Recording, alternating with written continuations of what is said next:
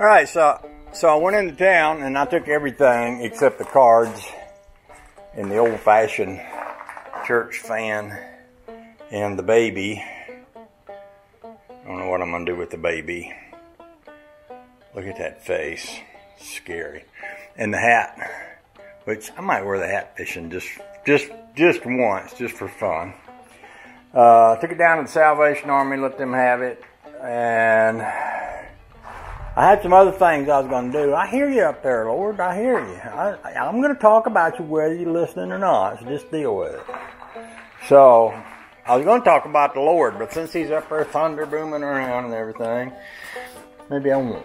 Maybe I'll just hold that to myself for now and talk about it later when you ain't listening. Jeez Louise. Anyway.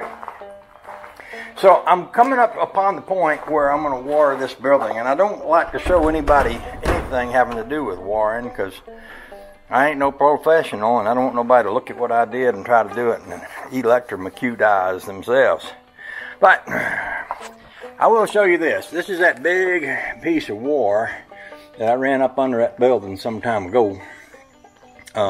That's hooked to a 50 amp plug-in that can be plugged into that thing I got over yonder with 50 amp breakers on it. Now that's a 50 amp plug-in for an RV, but no reason in the world why it wouldn't work right here. So what I'm going to do is run that into a box. Well, right away I needed a box. Well, here's an old box with some screw-in fuse breakers, which I ain't going to use. But what I am going to use is the box itself, because I got two grounds here. I could run a ground wire in one side and out the other side there. And I've also got some space in here, and I was thinking with the two hot wires, I could run in and put them together with a set of lugs. What I mean by lugs is these things. Now run a big wire in one side of this and the other wire in the other, and tighten that down. It squeezes that together and holds those wires together. Now to do that, I'm going to need it to be inside of something where somebody can't reach your hand in there and get re-electrocuted. By the way, I told the guy at the hardware store that I was a master of home electrocution, so you know, it gave him a great deal of confidence in me and my abilities. What I was thinking about using is I got some little metal boxes like this one, kind of like this one. If I screwed a little metal box like that one to the back of the cabinet and I run a wire in one side and in the other side and I joined them together in here, and then I put a cover over this cover plate, and then I put that inside that box with the door closed.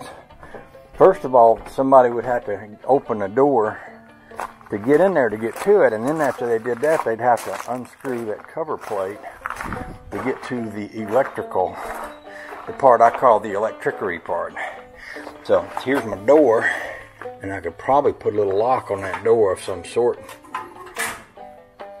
So that's kind of my plan. Basically, there's 4 wires there, 2 hot and 2 grounds. I can run my 2 grounds here, run my 2 hots. There's 2 screws where this thing came out, so I could put those 2 boxes there and join my wires together in that. And we could go from there. That is what I'm thinking about doing. So, yeah. So, that's what I'm thinking about doing. Oh, and the other thing is I'm going to come off of that with this plug, which is another 50 amp plug. It's pretty much just like the same kind of plug I got out there. And the thinking behind that is, if I want to plug my welder into it, I can. My welder don't necessarily pull 50 amps. I think it run off like 30 amps. But I can put that little welder plug off to the side, have it where I can plug my welder in out here, and then have the rest of it run up here. And this thing's got 20 amp breakers in it, but I would never use them all. I would never use all that power at once, unless I was welding. And of course, if I'm welding, then yeah, I might have a light on out here, but that'd be about all. So I think well, I don't want to talk any more about my thinking here, because like I said before, I ain't no electrician, and I'm pretty sure I might say something that would be wrong, and I might wind up being responsible for y'all getting electrocuted. And then your mama would be calling me up and be fussing because I got you killed and wanting to sue me and take everything I own, which amounts to just about what you see here. And I don't want to go down that road, so I ain't going to talk any more about re-electricery or anything like that. And if y'all are dumb enough to do anything that you look like you think I'm doing, then Lord help you. That's all I can say. Lord help you.